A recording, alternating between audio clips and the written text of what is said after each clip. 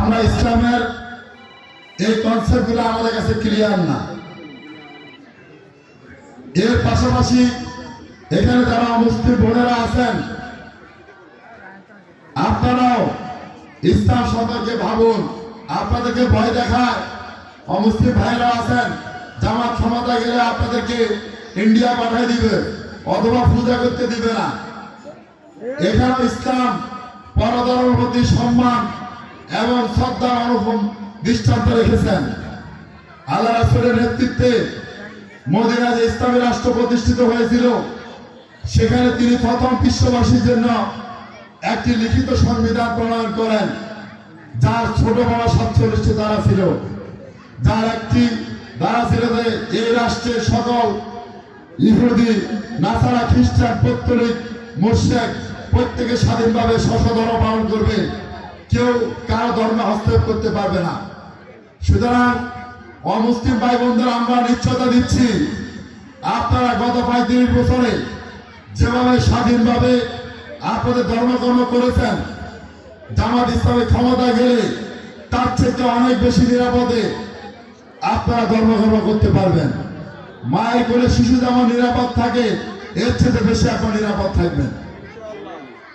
আজকে জামাত ইসলামের পক্ষ থেকে উদ্যোগে যে 11 দলীয় জোট হয়েছে, আমাদের যে অঙ্গীকার, নতুন বাংলাদেশ গড়ার অঙ্গীকার, চলমান যে বাংলাদেশ যেটা গত 55 বছর বয়স পার করেছে, এই বাংলাদেশের প্রশাসন দাঁড়িয়ে আছে ঘুষের উপরে, এই বাংলাদেশের সমস্ত স্টেটগুলো দাঁড়িয়ে আছে চাঁদার উপরে, অর্থনীতি দাঁড়িয়ে আছে সুদের উপরে, আর সিন্ডিকেট আর কালোবাজারের উপরে অর্থ ব্যবস্থা বিরাজমান। আর যুব সমাজ মাদক আসক্তিতে নিমজ্জিত। আজকে 86 লাখ তরুণ মাদক আসক্তিতে তাদের চরিত্র ধ্বংস করছে। জামাত ইসলামের অঙ্গীকার একটা চাঁদা মুক্ত বাংলাদেশ, দুর্নীতি মুক্ত বাংলাদেশ, ঘুষ মুক্ত বাংলাদেশ, মাদক মুক্ত বাংলাদেশ, একটা নতুন বাংলাদেশ। আপনি কি বাংলাদেশ চান? তাহলে 12 তারিখ দাঁড়িপাল্লা প্রতীকের পক্ষে আপনারা রায় দিবেন ইনশাআল্লাহ। আপনাদেরকে এই নির্বাচনে 2টি ব্যালট পেপার দেওয়া হবে, একটি গণভোটের, হ্যাঁ না ভোটের। আপনারা অবশ্যই হায়ের পক্ষে আপনাদের সম্মতি জানাবেন, সিল দিবেন। কেন দিবেন?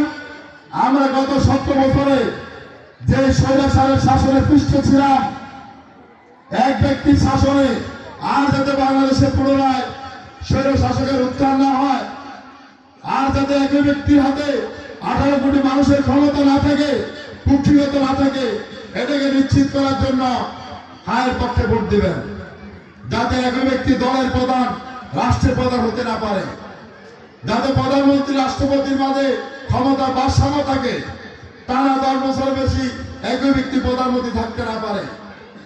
সুতরাং এই বিষয়গুলো আপনারা এই 2 দিনে অবশিষ্ট ভোটারদের বুঝাবেন, যাতে হায়ের পক্ষে ভোট দেয় এবং দাঁড়িপাল্লায় ভোট দেয়। সম্মানিত বোনেরা এবং ভাইয়েরা, আজকে একটা কথা, এবারে এমপি আমরা মনোনয়ন পাবো না। ইসলাম এই ধরনের আঞ্চলিক জাহিলিয়াতকে পছন্দ করে না। আমি দায়িত্বহীন বাসে ঘোষণা দিচ্ছি, ডক্টর সরোয়ার সিদ্দিকী মনোনয়নের এমপি ইনশাআল্লাহ। আমার বাড়ি লাকসাম হতে পারে, আমি যদি আপনাদের ভোটে নির্বাচিত হই, এই আসনের প্রতিটি জমির আমার জন্মভূমি। ইসলাম আমাদের ইনসাফের কথা বলে, ন্যায্যতার কথা বলে, কোন আঞ্চলিকতার পক্ষপাতিত্বের মাধ্যমে সম্পদের বন্টন ইসলামী শরীয়তে জায়েজ নাই। আমরা নাজায়েজ কাজ করব না।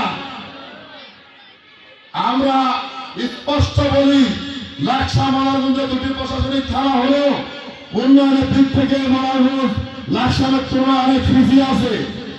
আমার প্রথম দায়িত্ব হবে এই পিছিয়ে পড়া জনপদকে অগ্রসরমান করে লাকসামের সমান্তরাল করা। সুতরাং মনোরগঞ্জ প্রাধান্য পাবে ইনশাআল্লাহ।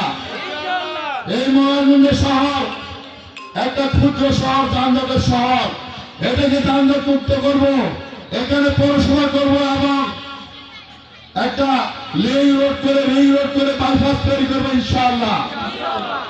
আমরা টাকা দিয়ে পুনর্খনন করে এই নাব্যতা ফিরিয়ে আনবো। এখানে আবার নৌপথে পণ্য পরিবহন করবে ইনশাআল্লাহ। ছোটখাটো যত খাল আছে সবগুলা খনন করে এগুলা পানি যাতে সহজে নিষ্কাশন হয় প্রবাহিত হওয়ার ব্যবস্থা করব। আমরা নাটেরকোটে একটা পৃথক প্রশাসনিক উপজেলা বাস্তবায়নের চেষ্টা করব এবং লাকসামকে জেলা করার জন্য উদ্যোগ গ্রহণ করবো ইনশাআল্লাহ। নওয়াব ফয়জুল হাসান নামে লাকসামে একটি কলেজ আছে, আমরা নাটেরকোটে একটি বিজ্ঞান ও প্রযুক্তি বিশ্ববিদ্যালয় করার জন্য উদ্যোগ নেব ইনশাআল্লাহ। আমরা লাকসাম মালাগঞ্জে একটি 500 মেডিকেল কলেজ হাসপাতাল করব। আমরা এখানে ভিত্তিক শিল্প নগরী করব যাতে আমাদের ঢাকাতে কর্মসংস্থান হয়। এর বাহিরে লাকসাম মালাগঞ্জের ছোট বড় প্রায় 50-এর মতো শিল্পপতি আছে, তাদেরকে অনুরোধ করব তারা যদি একটি করে এখানে ইন্ডাস্ট্রি স্থাপন করে যাতে এই এলাকায় কোনো বেকার না থাকে। আমাদের প্রজন্মরা যাতে মাদক আসক্ত গাঁজা ইয়াবা আসক্ত না হয় এই বিষয়টা আমরা কঠিন হস্তে জমা করবো ইনশাআল্লাহ। আমরা লাকসাম থেকে নারায়ণগঞ্জ 90 কিলোমিটার বাইপাস রেল সড়ক তৈরির মাধ্যমে 1 ঘন্টায় ঢাকা যাওয়ার ব্যবস্থা করবো ইনশাআল্লাহ। কুমিল্লা বিমানবন্দরকে পুনরায় চালু করার উদ্যোগ নিব এবং আমরা যাতে বিমানে সিলেট, রাজশাহী, যশোর যেতে পারি তার ব্যবস্থা করবো ইনশাআল্লাহ। আমরা দায়িত্ব পাওয়ার প্রথম 6 মাসের ভিতরে লাকসাম মালাগঞ্জের প্রশাসনকে দুর্নীতি করার কার্যকর পদক্ষেপ, দুর্নীতিমুক্ত করার কার্যকর পদক্ষেপ গ্রহণ করবে ইনশাআল্লাহ। সম্মানিত ভাইয়েরা, আজকে এই দেশের যে সামগ্রিক অবস্থা, এখানে যে মূল্যবোধের অবক্ষয়, এখানে যে নৈতিক অবনতি আমাদের প্রজন্মের, আমরা যদি আগামী প্রজন্মের জন্য একটি পাঠযুক্ত বাংলাদেশ রেখে যেতে না পারি তাহলে ওই প্রজন্ম আমাদের ক্ষমা করবে না। এই জন্য 12 তারিখ আমাদের জাতীয় জীবনের জন্য টার্নিং পয়েন্ট। আমরা যদি 12 তারিখ রাজনীতিতে ভুল করি, ব্যক্তিগতভাবে যেমন আমি ক্ষতিগ্রস্ত হব, জাতি হিসাবে বাংলাদেশ তার পথ হারিয়ে ফেলবে, আবার পিছিয়ে যাবে।